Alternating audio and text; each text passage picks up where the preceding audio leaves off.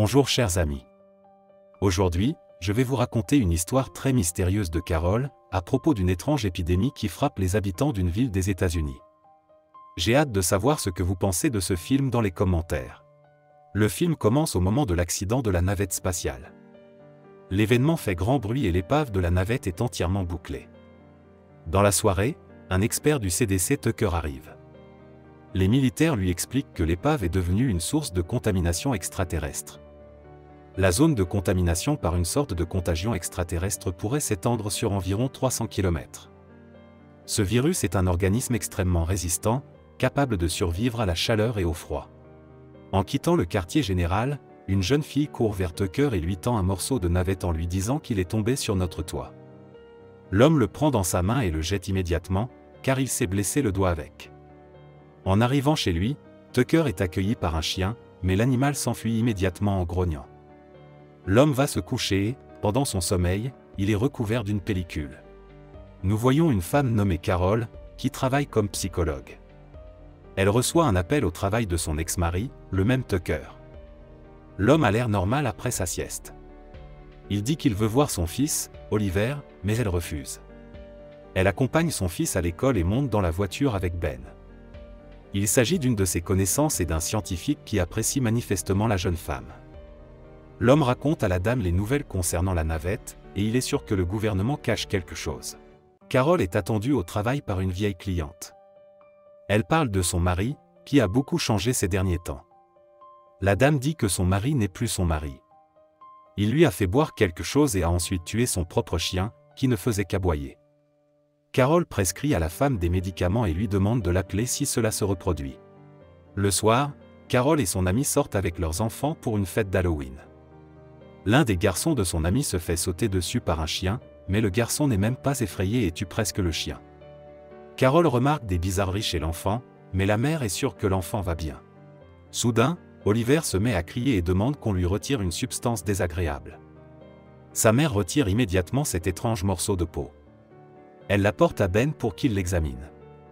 Il l'étudie et se rend compte que des spécimens similaires ont été trouvés dans d'autres pays de la planète.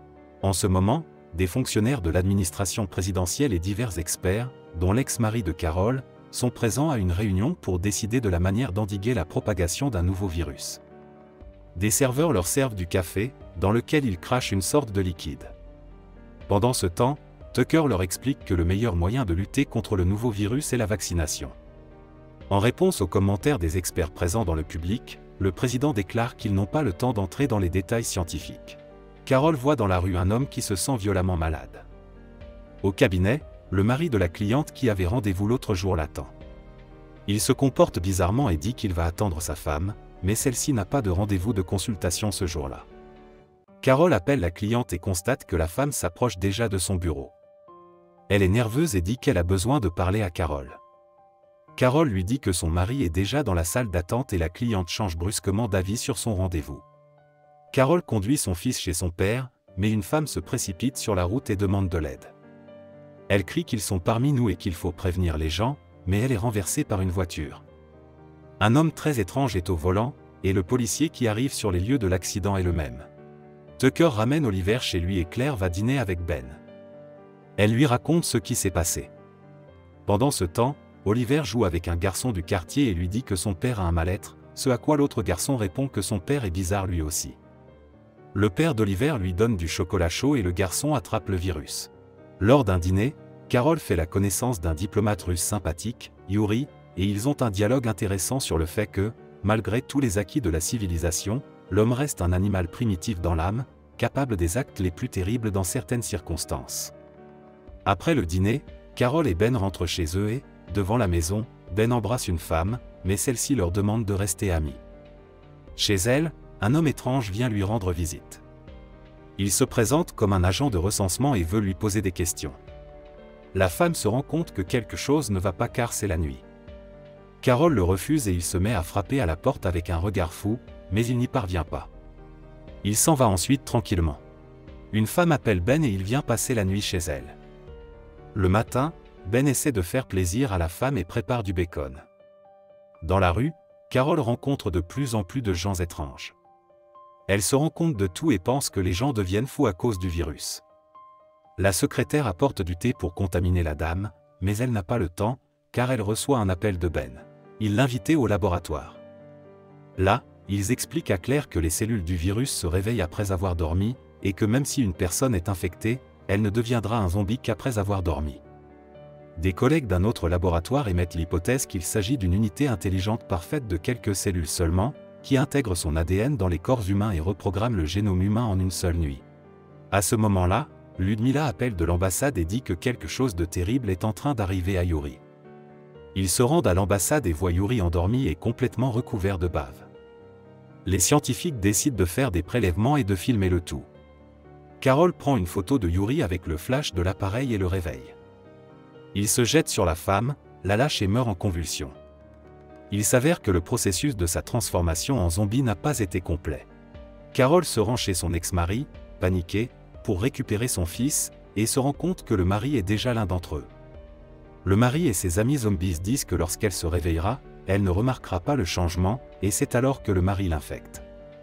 Mais son fils n'est pas dans la maison et elle s'en va, réalisant qu'elle ne peut plus dormir. Il y a trop de zombies dans la rue et elle tente de s'échapper en laissant sa voiture, mais toute la ville est déjà infestée. Son fils lui envoie un message pour qu'elle vienne le chercher. Dans le wagon souterrain se trouvent des gens normaux, qui ont déjà compris que pour ne pas être pris par les infectés, il ne faut pas montrer ses émotions. Mais cela ne les sauve pas, et seule Carol s'échappe, en réussissant à tuer l'un d'entre eux. Et dans la rue, ils attrapent déjà des personnes non infectées. La femme essaie de ne pas montrer ses émotions. Ne trouvant pas son fils à la maison, elle se rend chez Ben et son ami. Après concertation, ils décident de se rendre dans un autre laboratoire situé à 200 km de Washington, où on leur a promis de les laisser entrer. Mais Carol ne veut pas partir sans son fils, alors elle et Ben partent à sa recherche. Dans la rue, ils rencontrent la même cliente que celle qui a été capturée par la police, et elle crie qu'elle a dormi plus tôt, mais elle n'a pas l'air infectée. Intéressés par cette question, ils se rendent au cabinet de Carol. Ils y apprennent qu'elle a souffert d'une encéphalite, une complication de la varicelle, non pas une simple varicelle, mais une encéphalite aiguë disséminée, qui affecte la substance blanche du cerveau plutôt que la substance grise. Carol se souvient que son fils avait également eu la varicelle l'année dernière. Oliver avait été vacciné, mais il s'agissait d'un nouveau type de varicelle et il a reçu le même diagnostic à l'hôpital. Ils font part de leur découverte au laboratoire, où l'on prépare et teste déjà un vaccin contre la contagion extraterrestre. Une femme reçoit alors un message sur son téléphone portable informant son fils qu'il se trouve à Baltimore, chez la mère de Tucker. Ben l'aide à franchir le cordon militaire et reste à Washington, pendant qu'elle prend un train pour Baltimore. Dans le train, Carol croise l'ami de son fils, lui aussi infecté. Il lui raconte que sa mère est morte avant d'avoir pu se transformer. Il lui suggère de dormir, ce que la femme accepte. Elle fait semblant de se transformer en mettant de la peau qu'elle a trouvée dans les toilettes. Son ex-mari Tucker les rejoint à la gare et ils se rendent chez sa mère. Carol entre dans la chambre de son fils et ils se regardent longuement, essayant de voir si quelqu'un est infecté. Lorsqu'il réalise que personne n'est infecté, il s'étreigne. Soudain, le type du train entre dans la chambre et voit qu'ils ne sont pas infectés par le virus. Carol le pousse et il s'évanouit. Il s'échappe de la maison et se cache dans la cave. Mais Tucker les trouve et, au cours d'une bagarre, Carol le tue avec un marteau. Ils entrent ensuite dans une pharmacie. La femme trouve de l'adrénaline et explique à son fils comment l'utiliser. Dans l'arrière-boutique, Carol trouve des personnes infectées endormies. Elle prend l'arme du policier endormi et les enferme tous. Alors qu'ils attendent Ben, Carol s'endort et commence à se transformer. Mais Oliver lui fait une injection d'adrénaline dans le cœur, ce qui la réveille et arrête la transformation. Ben arrive et elle est horrifiée de constater qu'il a changé. L'homme déverrouille l'arrière-boutique et laisse sortir les personnes infectées.